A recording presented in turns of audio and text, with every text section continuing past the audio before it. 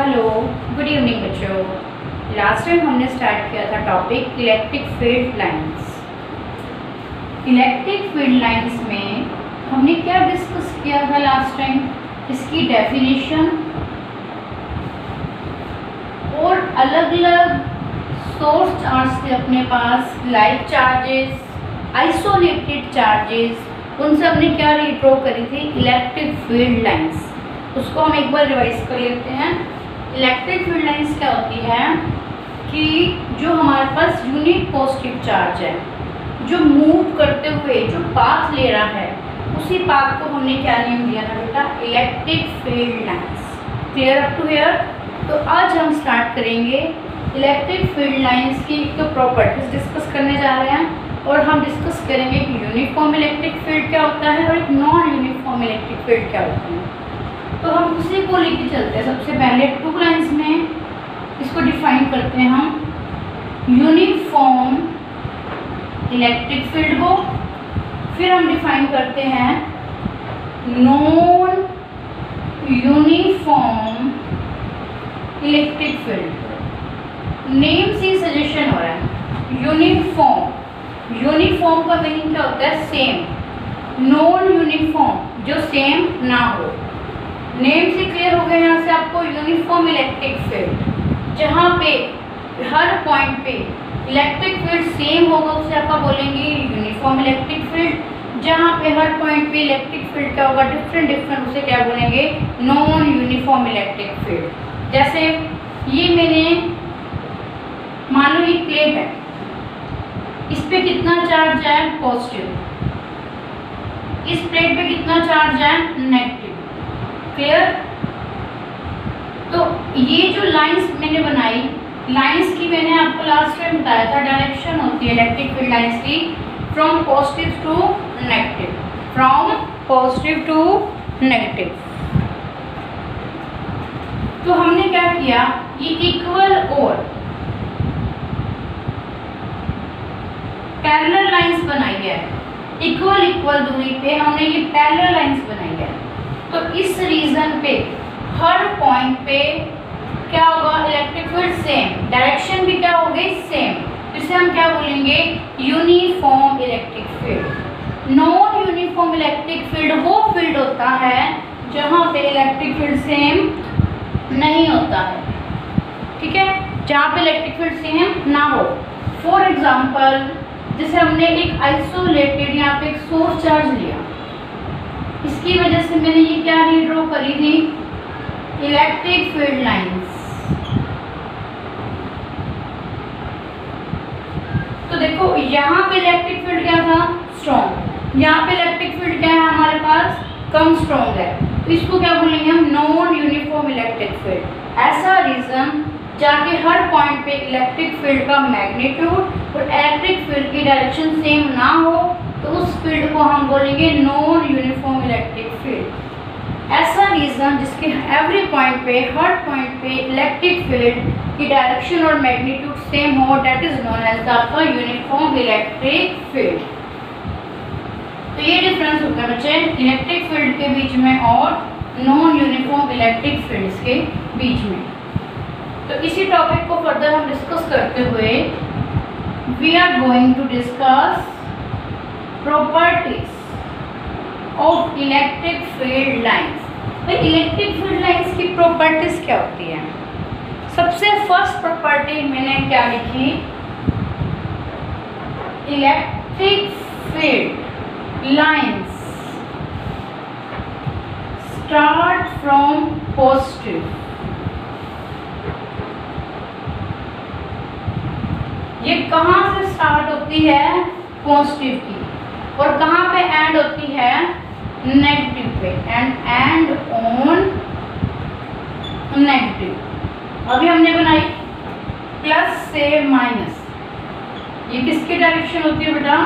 Electric field की। Clear? Electric field lines starts from positive और कहाँ खत्म होंगी? On negative.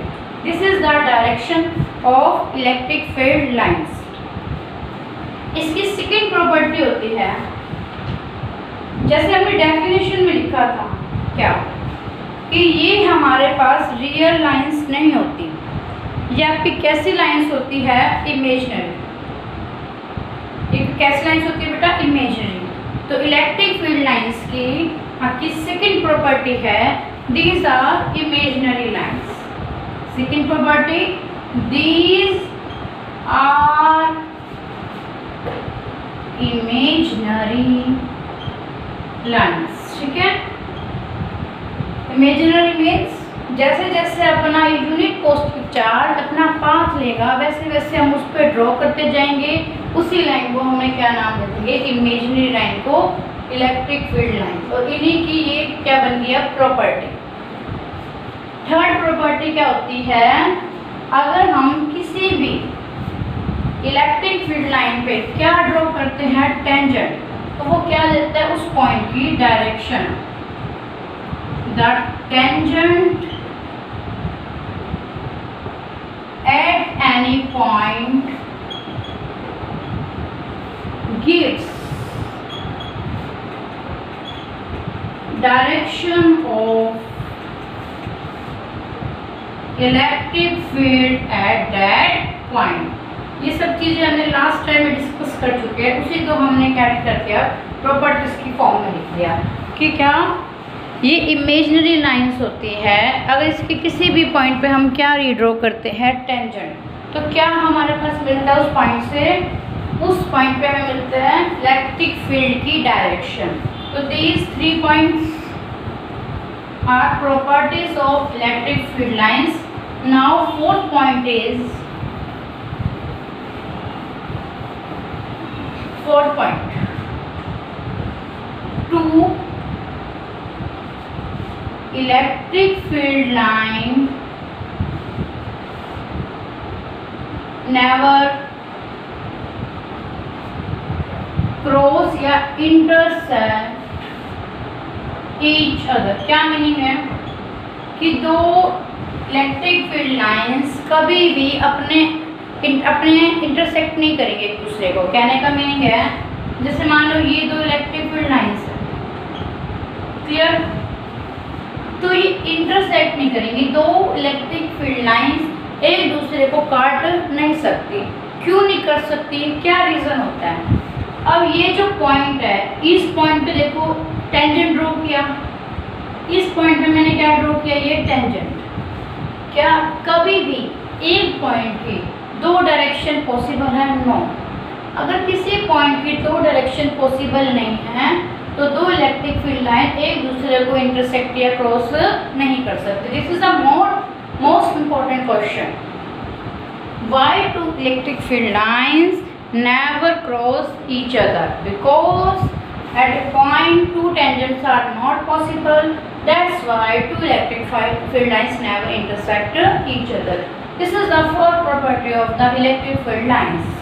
Now fifth property of electric field lines. Fifth property electric field lines की क्या कहती हैं कि सपोज ये हमारे पास कोई एक रीजन है,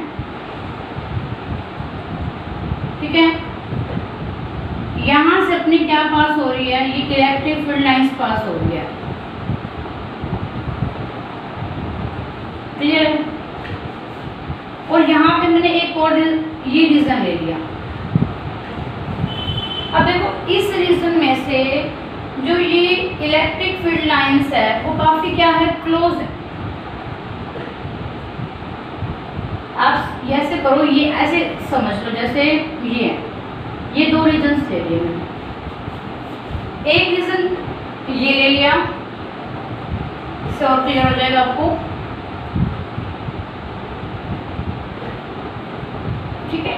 एक रीजन हमने ये ले लिया और एक रीजन हमने ये ले लिया। अब आप इस रीजन को देखो तो यहाँ पे ज्यादा इलेक्ट्रिक फील्ड लाइंस क्रॉस कर रही है, इसमें से यहाँ लाइंस क्लोजर है, तो यहाँ पे इलेक्ट्रिक फील्ड स्ट्रॉन्ग होगा और यहाँ पे इलेक्ट्रिक फील्ड क्या होगा, weak. Why? Because here electric field lines are closer, here electric field lines are far away from each other. पास पास होंगे तो फील्ड क्या होता है बेटा, स्ट्रॉन्ग। जितना ज़्यादा डेंस होगा उतनी ज़्यादा क्या होगा, स्ट्रॉन्ग, और जितना लेस डेंस होगा उतना क्या होगा, weak. Clear? This is the fifth property of the electric field lines. Now sixth property. They do not form closed loop. They do not form closed loop. क्या मीनिंग है इसका? मैंने आपको क्या कहा, इलेक्ट्रिक फील्ड डायरेक्शन कहाँ से कहाँ शो करते हैं, प्लस से माइनस। क्लोज लूप का मीनिंग होता है जिस पॉइंट पे चले उसी पॉइंट पे क्या जाए हम वापस। क्या हम जिस पॉइंट से चले उस पॉइंट पे वापस आ गए? नो। तो electric field lines do not form closed loop. This is the sixth property of the electric field lines.